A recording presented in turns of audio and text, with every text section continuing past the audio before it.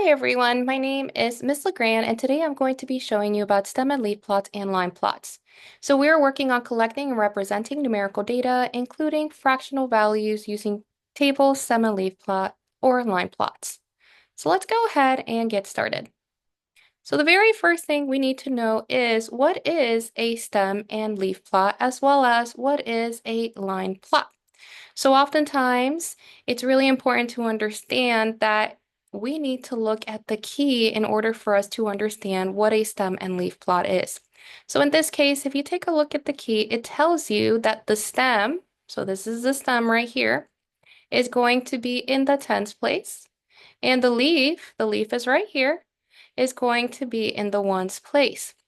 Now, how do I know that? Well, if I take a look at the key tells me the 3, which is right here. That's the stem. And the divider separates, right, the tens place value from the ones place value.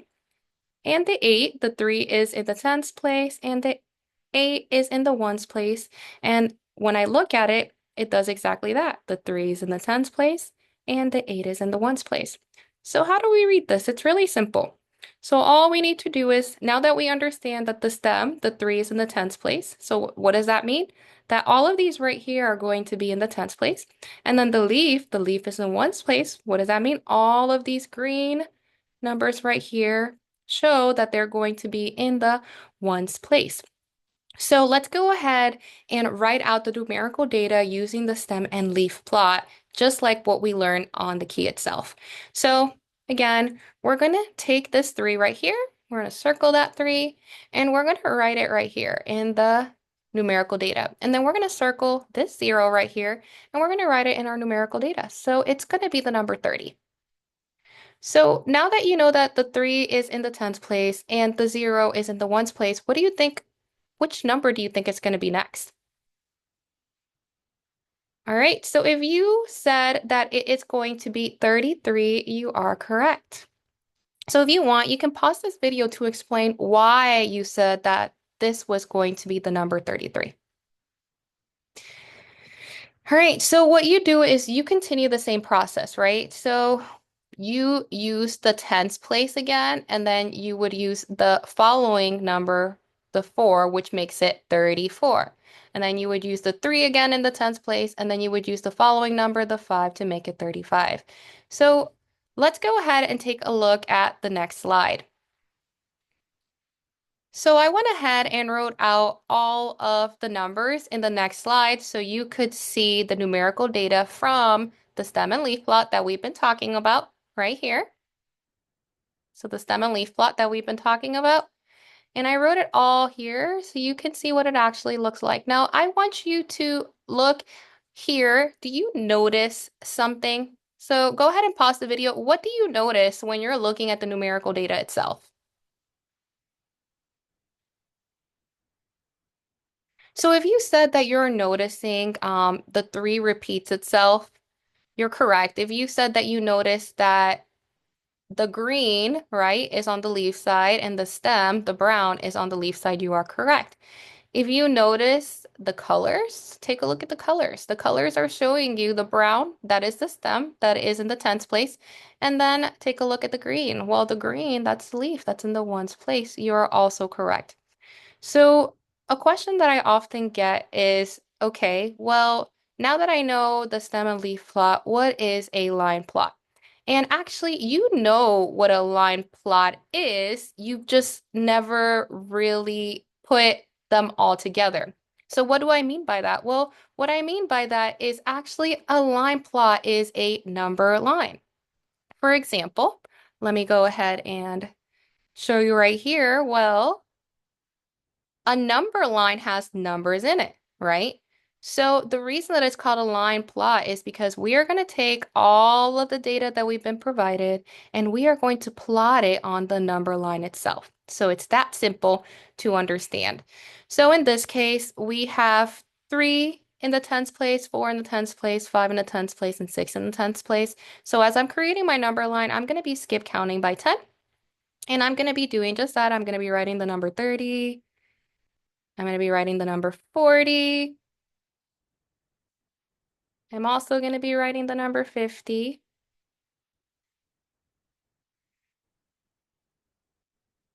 Oh, I accidentally wrote 60. I'm going to write 50.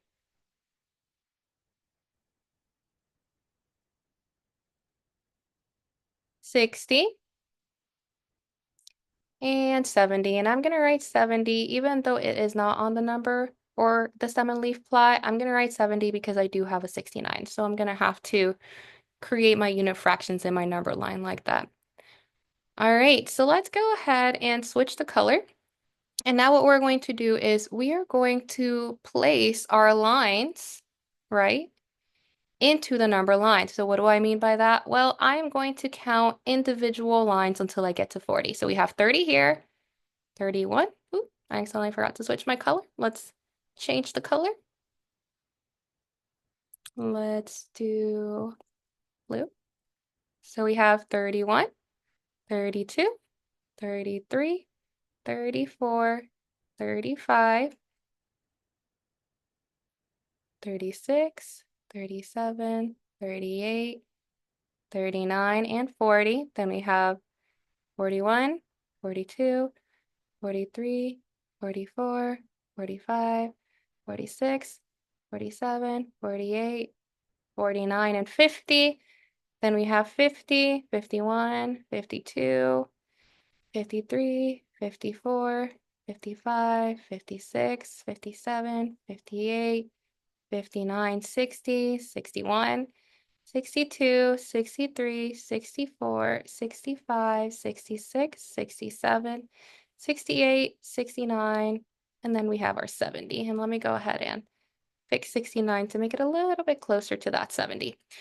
All right, so now that I've created my number line and done the individual unit fractions, right? So we're skip counting by 10. So what does that mean? That if we were going to go from here to here, it should be a total of 10 lines. So let's count. 1, 2, 3, 4, 5, 6, 7, 8, 9, and 10. So yep, exactly that.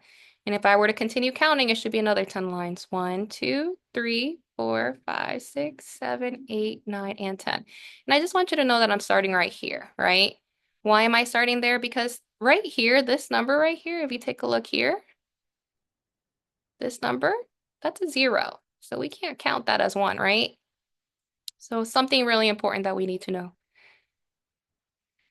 All right, so now that we have our number line and we've counted it and we've skip counted by tens, we're going to go ahead and start plotting our numerical data. So let's go ahead and get started. All right, so we have the number 30 here. So we are going to look for the number 30 and we're going to place a dot right there. Now you can do an X or a dot. I've seen it both ways, but for today, we're just going to be doing a dot. Now, once you already write your numerical data in your line plot, you can cross it out, circle it, underline it. That's up to you to decide. All right, let's do 33. So we have 30, 31, 32, 33. So I know how to plot it because I'm just counting the lines themselves.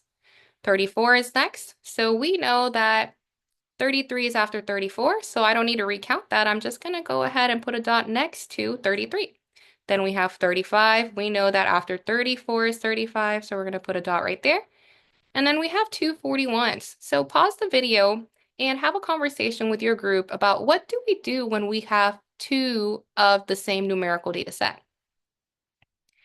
All right, so if you said that you should stack them up on top of each other, you are correct. So what do I mean by that? Well, this is 40 right here, right? So 40 is right here. Well, we're not looking for 40, we're looking for 41, which is next to it. And we should be doing two dots here because we have two 41s. So we have two dots there. Then we have a 45. So that's going to be 40, 41, 42, 43, 44, and 45 is right here. We have 256, so how many dots do we need, guys?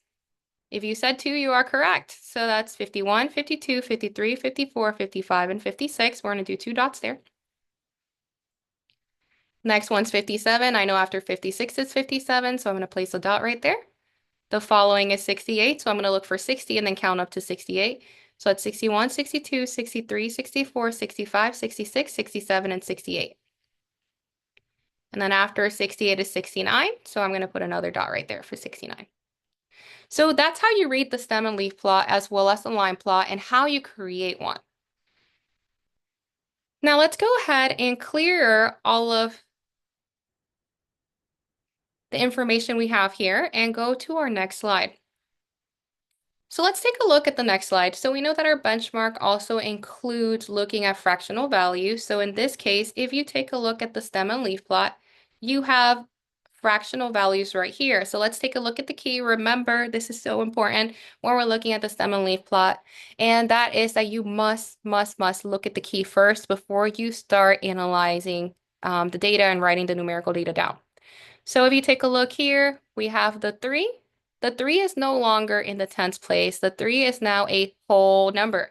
Now we have the 3/4 here. The 3/4 is no longer in the ones place. Now it is a fraction. So when we put these together, because that's what the key wants us to do, it creates a mixed number. So what I want you to do is pause the video and take some time to analyze the stem and leaf plot and write down the numerical data with your teacher. So hopefully you were able to write down the numerical data with your teacher and you notice something that stood out to you. Now, this is something that always confuses my students, so I do have to explain it to them. And that is when you have a whole number and a 0 next to it. So let's go ahead and take a look at this one. You have your 3 here and then you have your 0 here. So our key, if you take a look at our key, what's on the right-hand side is the leaf. It tells you that that is a fraction. So it cannot be like the other one that had the 0 in the ones place. What this 0 tells you is that there is no fraction. And that is very important for you to understand. So if I were writing out my numerical data, I would take a look at the 3. I have 3 wholes, right? Because 3 is in the stem portion. That's my left-hand side. And then the 0 just stands for no fraction. So it's just 3 wholes, and I'm going to leave it at that. And then I'm going to look at the 3 again, and then I have the 1/4. In this case, this one does have a fraction. There's not a 0. So it's going to be 3 wholes and 1/4, which creates a mixed number. A mixed number is where there is a whole number and a fraction. All right, so go ahead and analyze the numerical data and the line plot with your teacher to see if you got it correct. Pause the video. All right, so hopefully by now you're feeling pretty comfortable with looking at a stem and leaf plot, numerical data. Now let's go ahead and take a look at the next one. So if you take a look at the next one, again, guys, what should we always be looking at? If you said the key, you are correct. Remember, the key changes. It's not always the same. So it's really important that you take a look at that key right there. So in this case, this is telling you that 38 is going to be your whole number. That's your stem. And the 2 is going to be right after the decimal in the 10th place. So let's go ahead and analyze the numerical data. I know that I'm going to be writing 38. And then I'm going to put a decimal point. Why? Because there's a divider. And it tells you that when there is a divider, a decimal point goes there. So I'm going to go ahead and put that decimal point. And then the 0 goes after the decimal, which is in the, what place value? Do you know? If you said 10th place, you are correct. It's in the 10th place. So my numerical data looks like this for my first number set, 38.2, comma. And then you're going to continue. Partner up with somebody, pause the video, and give this a try. So hopefully you had some time to review with your partner and you were able to look at the numerical data and you were able to create your line plot. Now, review with your teacher all of it to make sure that it is correct. Pause the video. All right, finally, let's go to the next part. So you have been able to take a look at the stem and leaf plot with whole numbers. You've been able to take a look at the stem and leaf plot with fractional values, including mixed numbers. And now we are going to you were able to look at the stem and leaf plot with decimal place values, right, and whole numbers. Now we're going to go ahead and take a look at the stem and leaf plot and numerical data, and you are going to be creating your own stem and leaf plot. Once you're done creating your own stem and leaf plot, switch with a partner to see if it's correct so they can analyze your data to make sure that it is accurate. Pause the video. Thank you so much for taking time to learn with me in Legrand Classroom Critical Thinking. If you ever have any questions, feel free to comment in the YouTube video comments and I will respond to you right away. I hope you have an amazing day. Thank you for learning in Miss Legrand's classroom.